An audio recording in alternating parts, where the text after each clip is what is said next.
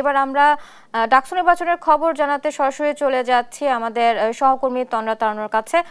তন্দ্রা, আপনি যে কেন্দ্রে রয়েছেন সেখানে ভোটারদের ভিড় কেমন দেখছেন এবং কোনো অভিযোগ রয়েছে কিনা এই বিষয়ে বিস্তারিত জানাবেন।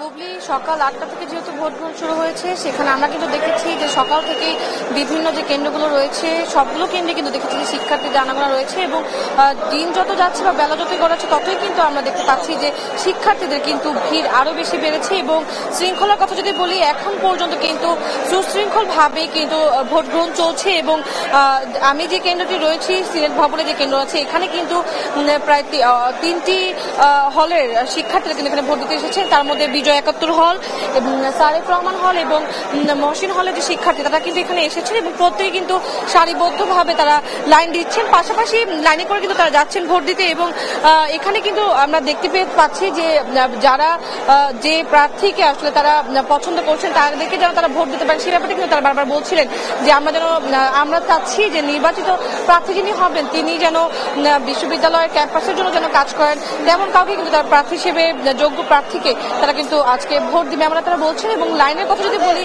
এখানে কিন্তু সারিবদ্ধভাবে সবাই দাঁড়িয়ে আছে এবং সবাই কিন্তু এখানে ভোট দেওয়ার জন্য কিন্তু তারা এসেছে এবং যে প্রার্থীদের আসলে যাদের যে সাপোর্ট যারা করছেন তারা কিন্তু এখানে এখন পর্যন্ত যদি বলি লিফলেট কিন্তু এখন পর্যন্ত তারা বিতরণ করছেন বিভিন্ন কায়দায় এবং বিভিন্ন অভিনব কায়দায় যারা এখানে লিফলেট তারা কিন্তু বিতরণ করছে।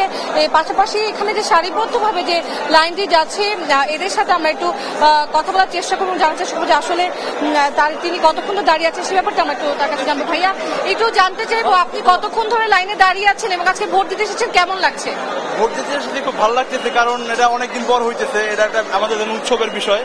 লাইনে দাঁড়ায় আছি মোটামুটি 10-15 মিটার, কারণ আমি কেবল আসছি আর কি এই তো আলহামদুলিল্লাহ সব মিলা। ধন্যবাদ আপনাকে। ভাইয়া, একটু জানতে চাইবো আসলে কাকে ভোট দিবেন বা পছন্দের প্রার্থী কে আপনার? No comment. ভাইয়া, একটু জানতে চাইবো কতক্ষণ ধরে লাইনে দাঁড়িয়ে আছেন এবং আজকে ভোট দিচ্ছেন, কেমন লাগছে এটা আপনার? ভোট দিচ্ছি ভালো, দিয়ে দেখা যাক কি হয় আর কি। আর লাইনে দাঁড়াইছি হচ্ছে মাত্র আসলাম আর কি।